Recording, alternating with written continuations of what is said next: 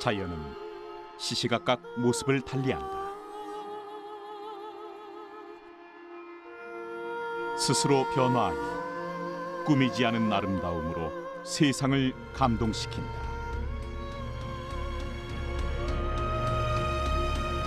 태초의 자연을 고스란히 간직하고 있는 캐나다.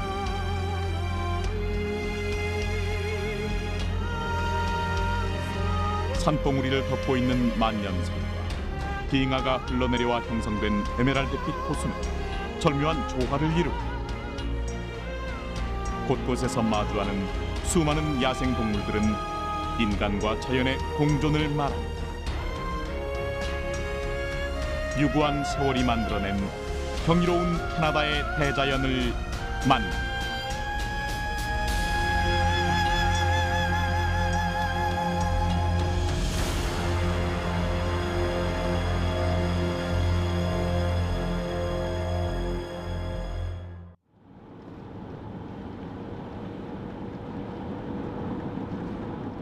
1년 내내 만년설을 품고 있어 신비로움을 자아내는 클루아니 국립공원으로 가는 길. 목적지에 다다를수록 수려한 산세가 한눈에 들어오기 시작한다. 클루아니 국립공원을 품고 있는 유콘은 캐나다 내에서도 오지로 통한다. 캐나다 북서부에 위치한 유콘 준주. 우리나라의 무려 5배에 가까운 땅덩어리를 갖고 있지만 인구 밀도가 낮아 자연 그대로의 아름다움을 간직하고 있다. 그중 클루아니 국립공원은 태초의 자연이 살아 숨쉬는 곳이다.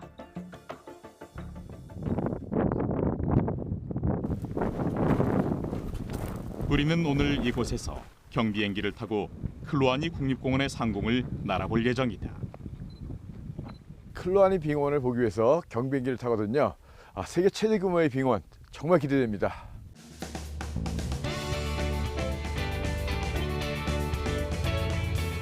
드디어 이륙을 준비하는 경비행기.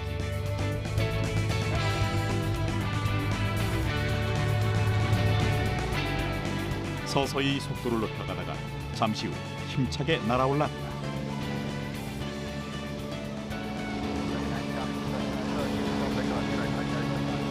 3,300m 상공으로 올라갈수록 클루아니의 거대한 자연 경관이 한눈에 들어왔다. 네, 아주 정말 장엄합니다.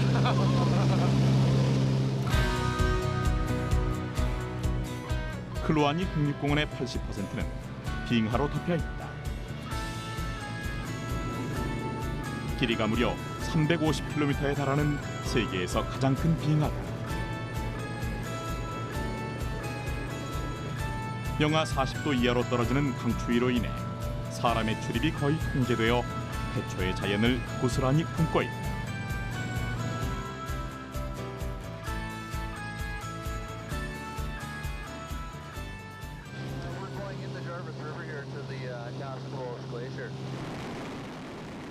한여름의 산이라고는 도저히 믿기지 않는 풍경. 창밖으로 얼음 왕국이 펼쳐졌다. 지상 최대 빙하라는 말로는 부족할 정도다. 카스카울시 마운틴 양옆으로 하얀 띠 같은 2개의 빙하가 흘러나와 하나의 거대한 빙하 줄기를 만들었다.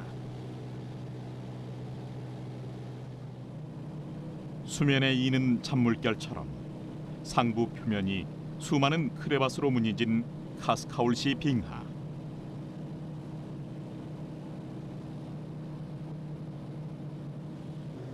멀리서 보면 그저 눈 덮인 협곡처럼 보이지만 수만 년 동안 내린 눈이 차곡차곡 쌓여 형성된 얼음 골짜기다.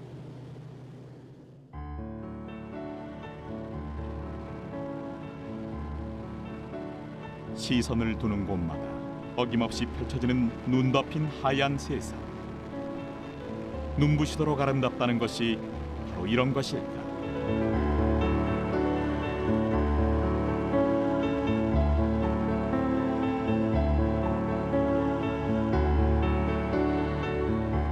마치 지구 전체가 1만 년 전 마지막 빙하기로 되돌아간 것 같은 느낌이다.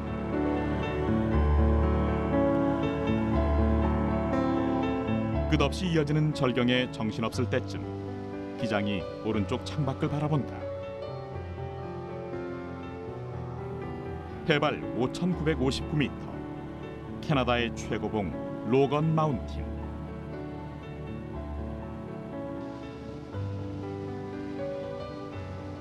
그 웅장한 모습에 압도된다. 산꼭대기에서부터 시작되는 빙하는 깊은 크레바스를 이루며 주변 골짜기로 흘러내린다. 세인트 일라이어스 산맥에 속해 있는 로건 마운틴은 빙하와 설원으로 뒤덮여 있어 북극, 남극, 히말라야에 이은 제4의 극지다.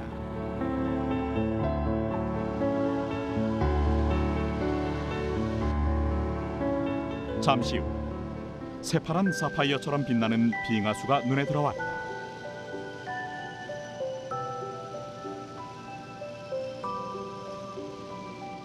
빙하수는 빙하가 녹은 물이 크고 작은 연못이 된 것인데 보통 6월부터 8월까지 많이 나타난다. 새하얀 도화지에 에메랄드빛 물감을 떨어뜨린 듯한 빙하수. 햇빛에 반짝이며 찬란한 아름다움의 진수를 선사한다.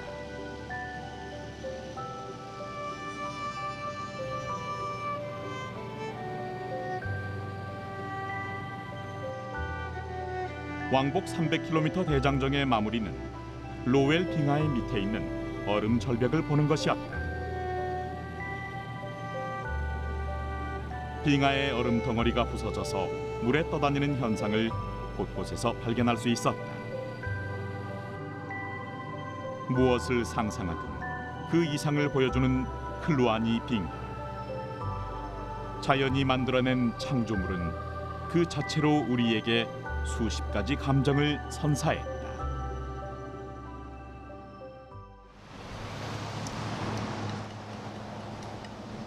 유콘 준주의 주도 화이트호스. 화이트호스라는 이름은 유콘강의 거센 물살이 마치 백마가 뛰는 것 같아 지어졌다고 한다.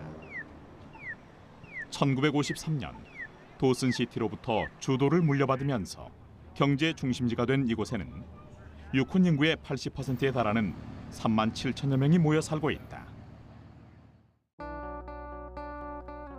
천혜의 자연 환경을 그대로 잘 보존해 세계에서 가장 공기가 깨끗한 도시로 기네스북에 등재된 화이트호스.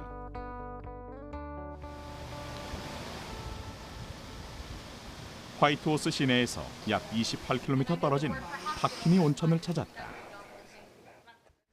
선주민들이 발견해서 이용하던 온천으로 1907년 근대식 온천 시설이 만들어졌다. 이곳은 온천수에 천연 미네랄이 풍부하게 함유되어 있는 것 외에 오로라를 감상할 수 있어 눈길을 끈다. Absolutely, yeah. You can see the northern lights right from the pool. It's a good viewing point, and you're also kept very warm during your viewing experience. So instead of standing beside a fire, which creates a lot of light, you're in the water, which keeps you nice and warm and comfortable through the whole night. 오로라는 태양에서 방출된 플라즈마의 일부가 지구 자기장에 이끌려 대기로 진입하면서 공기 분자와 반응하여 빛을 내는 현상인데 위도 60에서 80도의 고위도 지방에서 많이 나타난다. 캐나다 옐로나이프와 더불어 화이트호스도 오색 찬란한 빛의 향연을 선사하는 최고의 오로라 관측 장소다.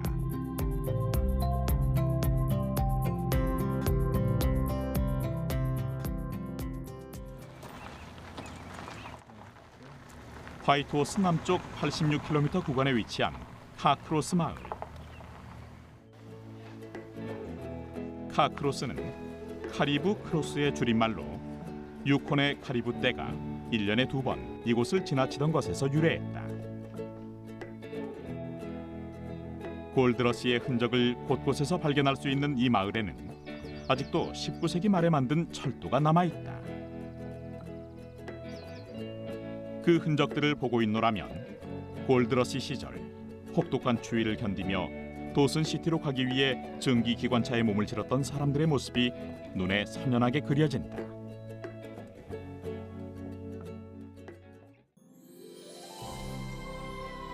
이곳 카크로스에 오면 절대 놓쳐서는 안 될 두 가지가 있다. 그 첫 번째는 바로 에메랄드 호수다.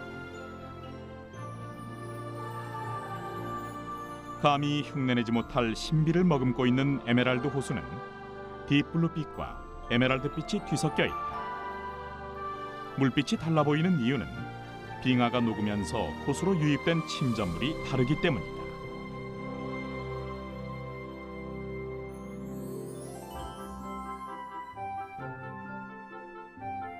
눈부시도록 투명한 에메랄드 호수.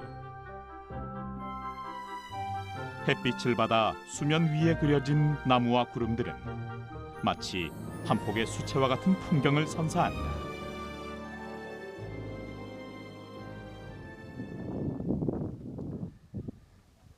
카크로스에 오면 꼭 봐야 할 두 번째는 세계에서 가장 작은 사막으로 알려진 카크로스 사막이다. 전체 면적이 고작 2.6 제곱킬로미터 정도다. 약 11만 년 전 빙하 호수가 있던 곳으로 빙하가 녹아 없어지면서 호수의 바닥이 그대로 드러났고 근처 베넷 호수라는 곳의 모래가 바람에 실려와 현재의 모래 언덕을 만들었다고 한다. 지형 조건이 특이한 카크로스 사막은 다른 지역에선 볼 수 없는 식물군을 볼 수 있는 것이 특징이다.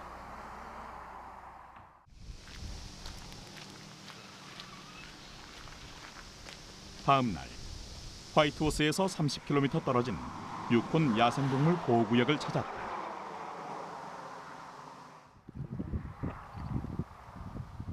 들어가자마자 우리의 눈을 사로잡은 엘크. 일부 다처제 인 엘크는 사슴과 동물 중 가장 큰 종으로 몸 길이가 2에서 2.5m, 몸무게가 200에서 500kg에 이른다. 수컷에게는 손바닥 모양의 거대한 뿔이 있는데 암컷을 두고 다툴 때 이 뿔을 이용한다. This is the Yukon Wildlife Preserve. It is a non-profit charity organization that displays wildlife for people who come and visit here. So doing education and that kind of thing. And then we also take in injured and orphaned wildlife with the idea of getting them healthy and back into the wild again. 우리는 다음 야생동물을 만나기 위해 차를 타고 이동했다. 그러던 도중 띤 혼십, 돌사냥을 만났다. 띤 혼십은 주로 북아메리카에 분포하고 있다. 수컷의 뿔은 크고 비틀려 있으며 암컷의 뿔은 수컷에 비해 짧고 가늘다. 그리고 뿔은 늙을수록 더 큰 것이 특징이다.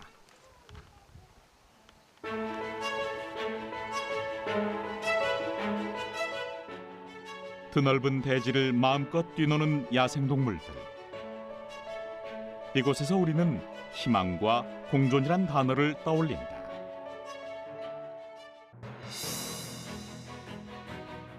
캐나다 브리티시 컬럼비아주에서 발원하여 유콘 준주로 들어와 화이트호스를 지난 후 서북부 방향으로 흐르는 유콘강.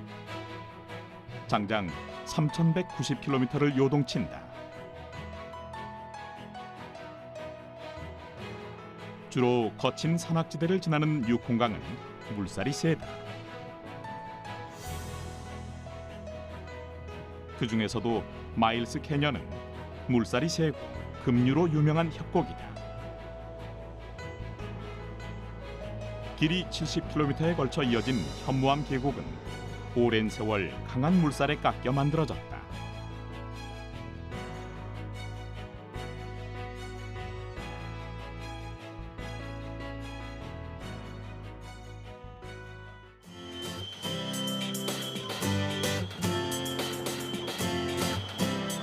유콘 여정의 마지막 날, 세계적으로 매우 아름답다고 알려진 산악 관광열차를 타러 왔다. 캐나다 유콘의 화이트호스와 미국 알래스카주의 스케그웨이를 연결하는 정규 열차다. 우리는 이 열차를 타고 황금을 찾아 나선 사람들이 행렬을 이뤘던 고갯길을 관통할 예정이다. 네, 우리는 화이트 패스 열차를 타고 골드러시의 흔적을 찾아서 스케그웨이까지 갈 예정입니다.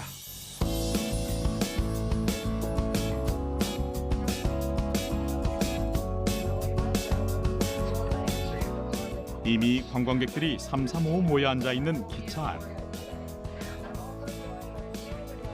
풍경이 잘 내다보이는 창가에 자리 잡았다. 드디어 출발하기 시작하는 화이트 패스 기차.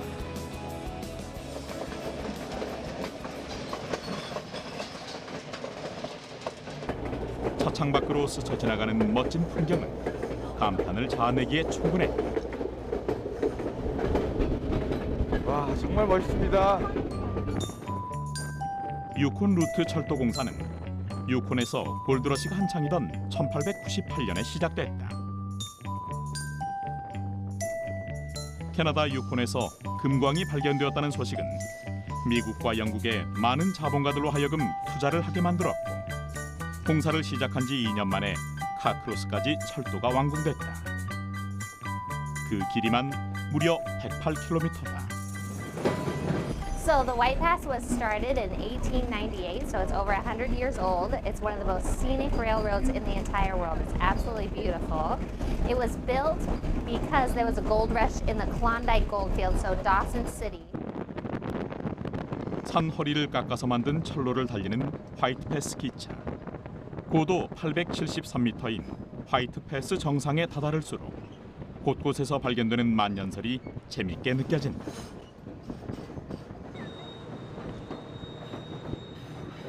지금의 터널이 만들어지기 전인 1969년까지 실제로 화이트 패스 기차가 지나다녔던 철제 다리가 보인다. 1901년도에 만들어진 이 다리는 세계에서 가장 큰 캔틸레버식 다리였다.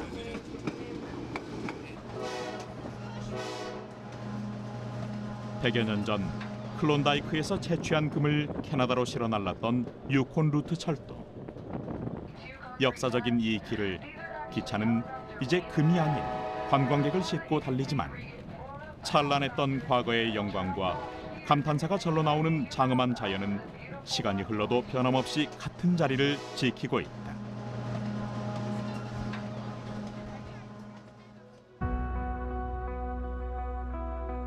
오랜 시간 인간의 손이 거의 닿지 않아 야생의 원초적인 아름다움이 살아 숨쉬는 캐나다 유콘. 이들이 지켜온 아름다운 자연 앞에서 우리는 자연의 위대함과 소중함을 몸소 깨닫는다. 태초의 자연 그대로의 모습을 아끼고 선주민들의 문화를 존중하며 모두가 공존하는 법을 알았던 캐나다 유콘 사람들. 인간은 생태계의 일부라는 인식이 늘 마음속에 있었기에 가능한 것이 아니었을까.